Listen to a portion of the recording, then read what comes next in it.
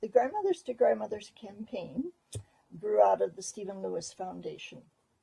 Stephen, when he was the envoy to Africa on AIDS, realized the huge impact the pandemic was having, set out to respond to the pandemic, and in the process of that, realized that the grandmothers were, as he calls them, the unsung heroes of Africa, because it was they who were stepping into the empty shoes of the parents and the care providers and the teachers and the farmers and everything else.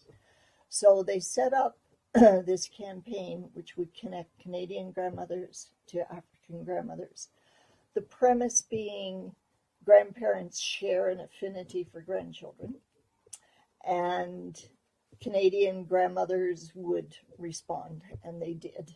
It grew out of a gathering in Toronto where 100 African grandmothers were brought to Toronto in the lead up to the International AIDS campaign, and 200 Canadian grandmothers paid their way from all across the country to be part of this gathering. So they shared stories and songs and tears, and out of that grew a commitment where the Canadian grandmothers said, "We won't rest until the African grandmothers can rest." So we fundraise. In order to get people to donate, they have to know what's going on. So we do awareness raising, public education. So we'll have displays, we'll go out and make presentations, we'll participate in events where there are likely to be grandparents as well as others. And then as people become aware, they're willing to donate. I got involved with Grands'n'More because of the Stephen Lewis connection. I had heard him speak here in Winnipeg.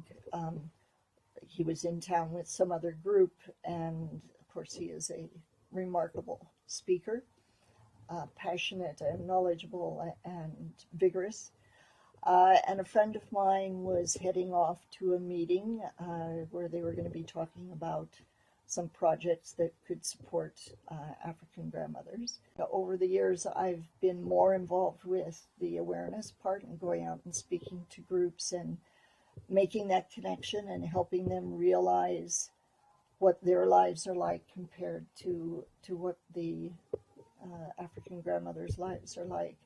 It is primarily women, primarily old women and mostly grandmothers, but not everybody is female or old or a grandparent. Google the Grandmothers to Grandmothers campaign or the Stephen Lewis Foundation, and they would find all sorts of information about the issue, but also a way to connect up with if there is a group in their area or if they want to start a group.